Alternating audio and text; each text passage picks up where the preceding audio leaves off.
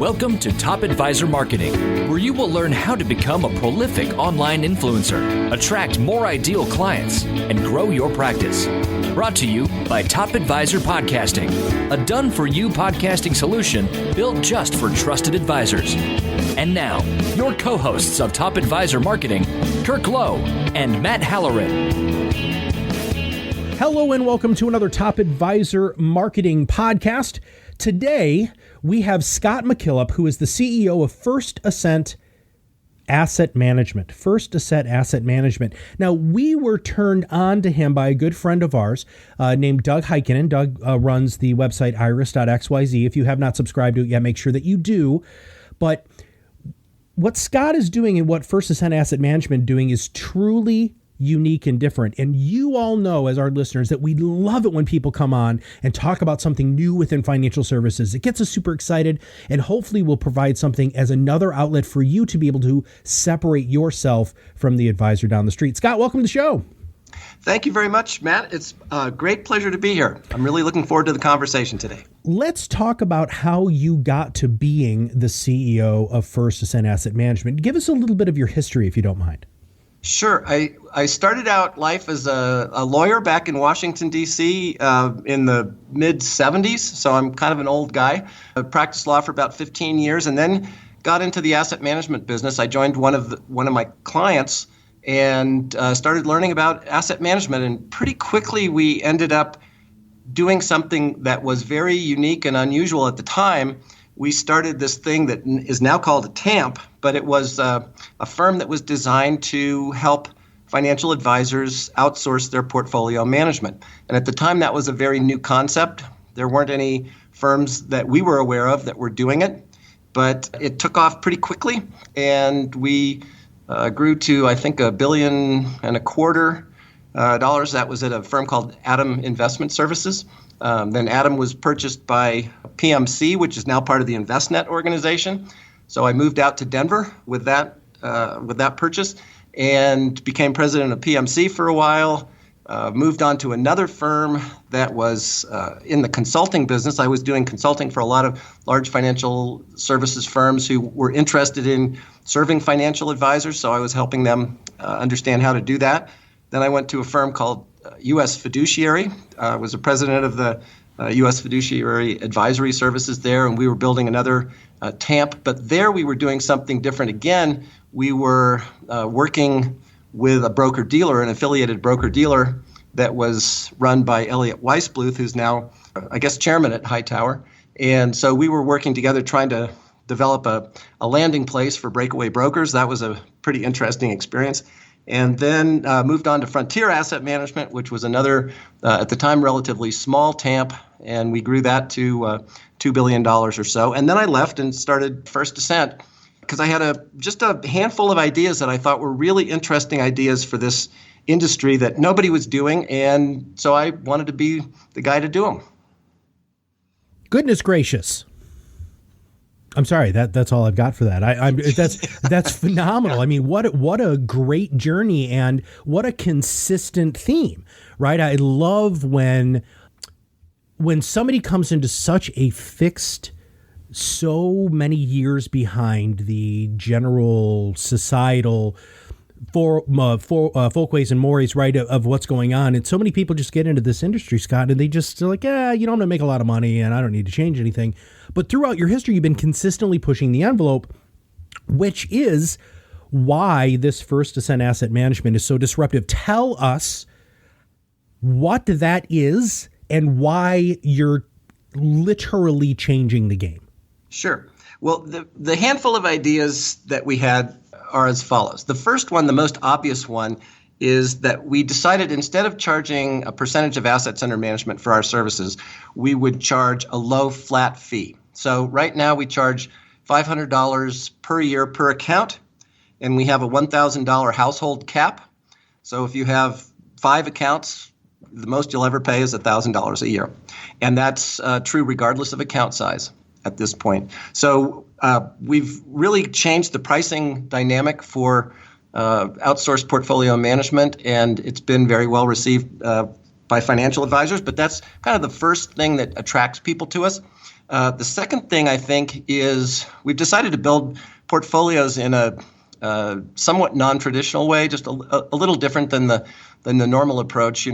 People who are building portfolios today tend to build very complex portfolios with lots of holdings, lots of positions, lots of asset classes represented, and so forth.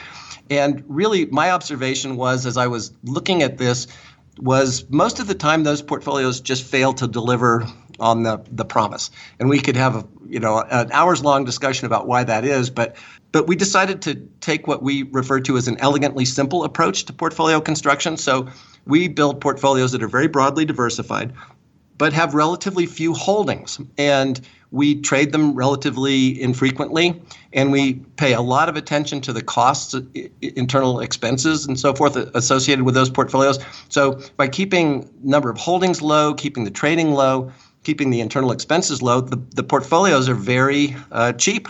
So, you add that together with our flat fee, and a financial advisor can come to us and work with us for a very low cost and provide their clients very sophisticated portfolios. We have an incredible investment team. We have 6 people, about to be 7 now, on our investment committee. We just brought on a new CFA. So I think we have 4 CFAs, a PhD economist, et cetera. So it's a very experienced and intelligent group of people building these portfolios. So even though we've kept the cost down for all of this, the quality is extremely high. And then the third thing that we're doing that's a little different, actually very different, I guess, is most of our industry has been driven by a wholesaler-driven distribution strategy. So every Monday, the wholesalers get on airplanes and go out and visit face-to-face with advisors. And we thought, given the technology that's available today to firms like ours, that was a fairly inefficient and wasteful approach to doing the distribution. So instead, what we've done is we've developed what we call a virtual wholesaling process that involves interacting with financial advisors using technology, much like the technology we're using right now to talk to each other. But we use our website, we use PR, we use social media, we use digital marketing techniques. We do quite a number of things to try to interact with financial advisors without getting on airplanes on Monday morning. And as a result, we're able to keep our costs down. We're able to interact with far more advisors than we otherwise would. And when problems come up or questions come up in the conversations, we can just, our salespeople can just walk down the hall and get them resolved right on the line. So it's a very efficient and cost-effective way to interact with advisors. And what we're finding is most advisors would rather interact with us that way anyway, rather than having to put something on their calendar 2 weeks in advance and wait for the wholesaler to show up in their office. So those are just a handful of the ideas that we're using here to try to change things, and maybe not change the whole world, but change at least a little corner of it. Sure.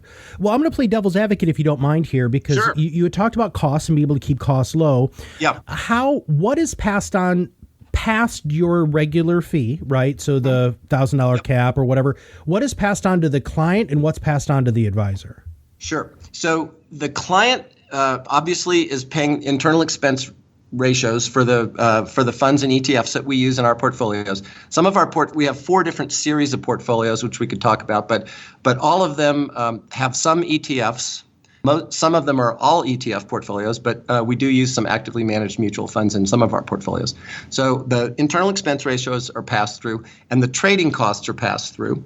So when we buy or sell an ETF, I think it costs $6.95, and we buy or sell an actively managed fund, that's $24. So those costs are passed through to the clients. But as I said, because we have relatively few positions and don't trade very often, those costs are pretty low. Who can use you?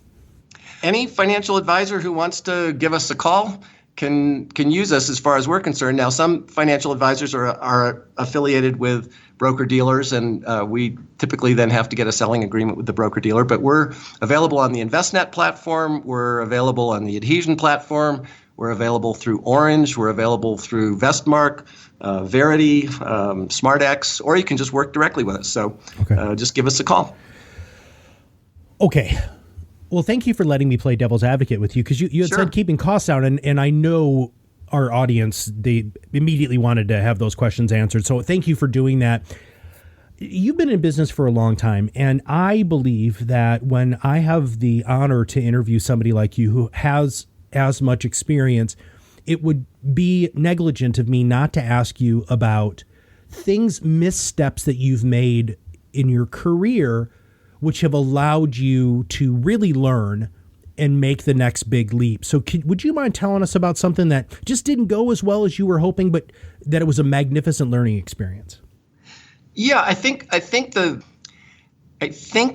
all of the failures, of which there are probably more than I'd like to admit, have to do with one of two things. I think one of those is just communications failures. I think that the experience at U.S. Fiduciary, where I was working with Elliott Weissbluth, is a good example. I think we had differences of opinion about things and disagreements about how the world should go, which I think we could have resolved with better communication between the two of us, and would have liked, in retrospect, as I look back on that, I wish we had both taken more time to try to do that and really resolve our differences. I think that there's in business, there's just an assumption somehow that sitting down and being vulnerable and opening up and really letting people know what's on your mind and where you're coming from is somehow a sign of weakness or something. And I find that's just totally wrong. So I think when you're having problems or you're struggling in an area, that you should really sit down with the people that you're having difficulties with and try to work through those. And I find that most people will respond in a very positive way to that. So I think the communications issue is one. The other is just to be yourself. That is, a lot of the things that we're doing here at First Ascent, for example, were ideas that I had at my former firm, but I just couldn't get my partners to go along with some of them. The flat fee idea, for example, was one we talked about, and they just weren't interested. And so you can get frustrated and struggle if you're not doing what you really believe is the right thing to do, I think. And so when I finally got myself in a position where I could do what I thought was the right thing for clients and for advisors, and really implement the ideas and strategies that we had, I felt much better, and I think the business went much better. And so I would say be yourself and communicate well. Those are the two things. I guess there's a third thing, which is just perseverance. Almost everything that I've ever done that turned out to be a success didn't look like a success at the beginning. It's very unusual for things to, especially if you're starting or doing something new, it's very unusual for that to be successful from day one. And so there's a lot of trial and error. There's a lot of experimentation. There's a lot of just plain grinding it out. And I think where a lot of people just fall short is they don't believe enough in what they're doing, or they don't believe enough in themselves or their team, and they just quit before they get to the promised land. And so just sticking with it and being a badass about pursuing your ideas, I think, is just a really important thing.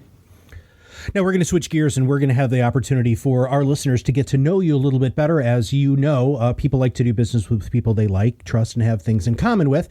So I'm going to ask you 5 or 6 questions that are just going to kind of hopefully allow you to let us see under the hood of what makes Scott MacKillop you. Is that cool? Okay. All right. Yep, absolutely. Tell me something that nobody knows about you. Well, I think one of the stories about my early life that tends to delight people, that for obvious reasons, but it's something that very few people know, and that is that when I was 14 or so, I took guitar lessons from Jerry Garcia, which was kind of a fun thing, and gets people to smile when they hear about it. So that's one thing. Well, when I found that out, I was cheesing it from year to year, man. So that's one of the coolest and I'm assuming there probably aren't a lot of people who took lessons from Jerry. Yeah, I think there for a few years in the area where I was, Palo Alto, Menlo Park, California. He actually taught at 2 different guitar studios there, Dana Morgan and Guitars Unlimited, and so he had a fair number of students for a while. But of course he he and his band took off pretty early, and he gave up the teaching gig. So, do you still play?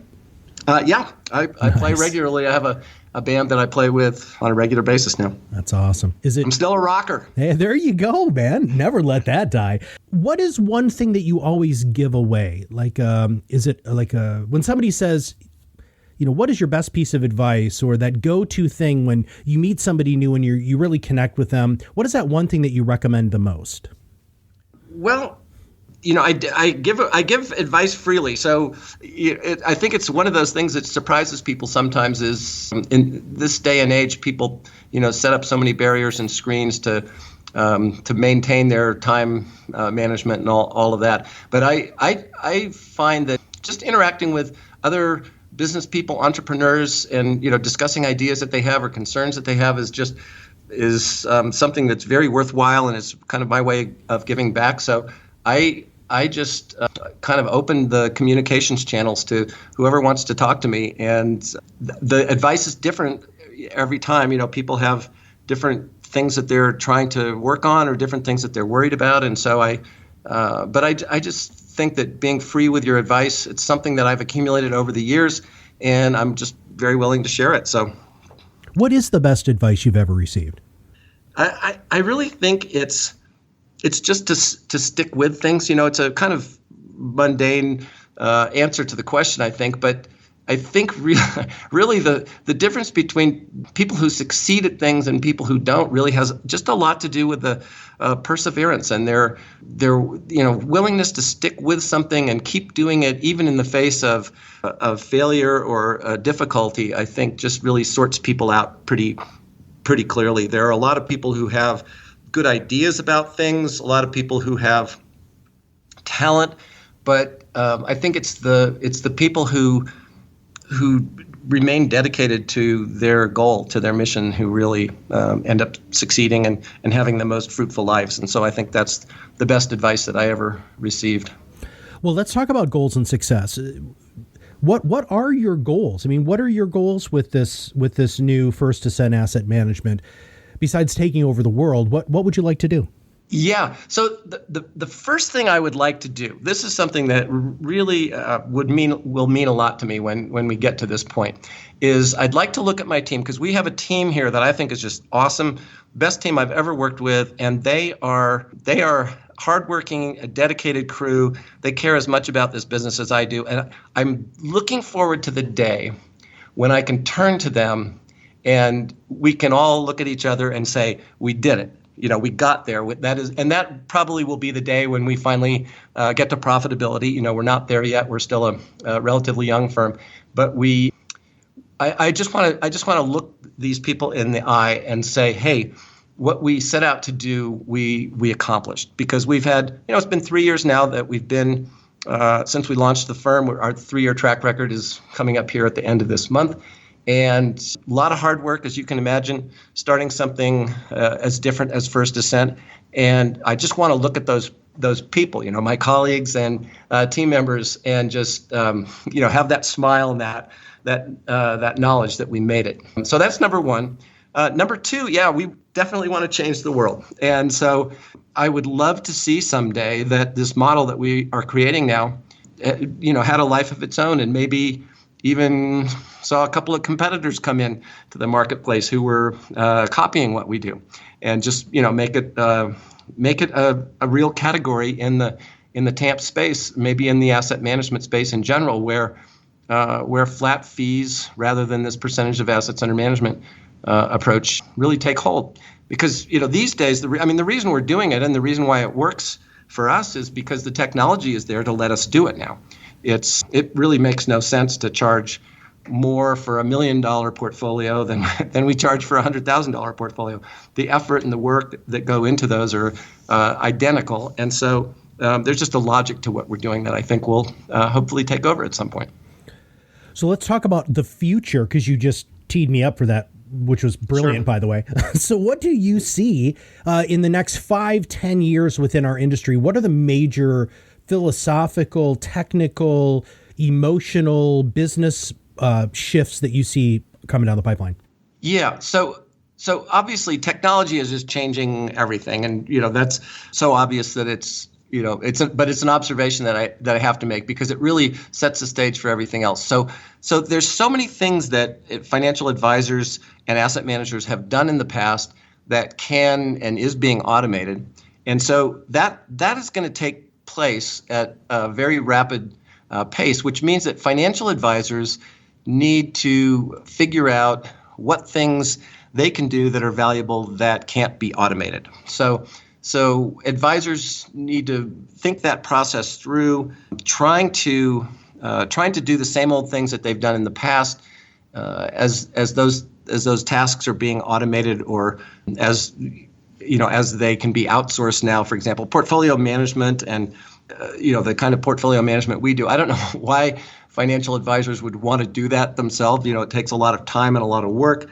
And now, with firms like ours around, you can outsource to very high quality firms and save yourself a lot of time and devote it to getting new clients, servicing the clients you have, and so forth. But there are lots of things that financial advisors can do, like financial education, behavioral coaching, even the client profiling process. I think is something that can be partially automated, but really those advisors who really focus on that and really understanding who their clients are and how they think about the world will be rewarded. So a lot of financial advisor changes that will be there. I think another thing that will change, I hope it's taking a really, really long time, but I hope that the fiduciary issue continues to move in the direction that I think it should move in, and that is that anybody who's giving financial advice to a client should be a fiduciary. And that's my opinion. I know there are a lot of people that disagree with that, but I think that these days clients are in bad need of financial advice. The old days when we had pension plans and so forth, helping people through financially are pretty much over. And so it's very important that people become financially stable and financially self-sufficient. And I think that will help happen a lot more easily if the advisors who are working for them are fiduciaries and put their interests first. So I think those are some of the major changes that I see. Well, Scott, our listeners are probably going to want to find a way to get a hold of you and find out more about First Ascent and what you can do for them. What is the best way for them to reach out to you? Well, you can go to our website, firstascentam.com, AM for asset management. So firstascentam.com. On our website, you'll see lots of videos. We make very good use of videos to explain who we are, what we do, how we do it. You can meet every member of our team on our homepage through videos. And our phone numbers are there. You can call any one of us. We're very open, transparent sort of organization. So visit our website and you can check us out in quite a bit of detail. And then if you like what you see, give us a call or send us an email, and we'd be glad to talk to anybody who's interested in learning more. And Scott, you gave us 2 white papers. One is for an advisor to find out if they're a good candidate for outsourcing their portfolio management, because as you talk about in the paper, not everybody is. So we're going to make sure we have a link to that in the show notes. And also another paper that's designed to help advisors think about the positions themselves to be successful or how to position themselves to be successful in the future. So we're going to have those 2 white papers in our show notes, which will probably redirect back to your website so they can spend some time on your site. But closing thoughts. What else? Did I miss asking you any questions, or what do you think? No, I don't think so. I think that the world that we're in is changing, and the technology is changing, and it's allowing us to do lots of things like we're doing at First Ascent that are, I think, really making a huge impact on the financial advice industry and the financial advice community. And we're so glad to be a part of it, and being able to exercise our creative juices here to come up with some good solutions. And I just hope that there are some advisors out there who are interested in learning more and going on this journey with us. Scott, thank you so much for your thought leadership and all of your great information today. Hey, thank you, Matt. Really appreciate it. All right, Scott MacKillop, CEO of First Ascent Asset Management. The one big takeaway that I want you to think about, one, is take a look at this white paper about should you outsource investment management. I think that there are so many advisors who want to maintain control over something that it would be better if it was outsourced. And obviously, Scott has got a magnificent platform for you to be able to outsource. But the other thing that I want you to focus on and think about as we wrap up the podcast is you can positively disrupt the industry.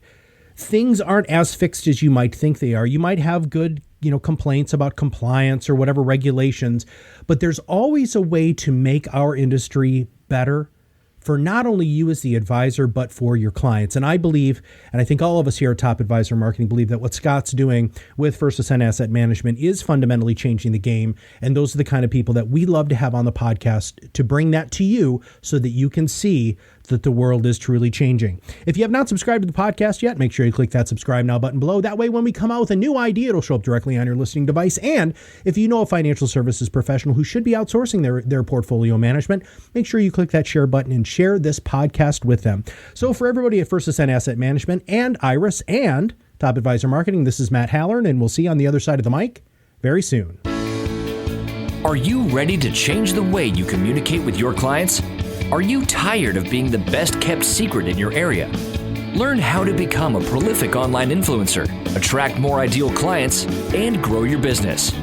Contact us today and see what the power of podcasting can do for your business. Click on the Contact Us link on our website at topadvisormarketing.com and set up a call to learn more. Follow us on LinkedIn and Facebook for more updates and information. This was brought to you by Iris.xyz, a platform helping financial professionals become better in business and life through new media and new voices. Visit them and learn more at iris.xyz.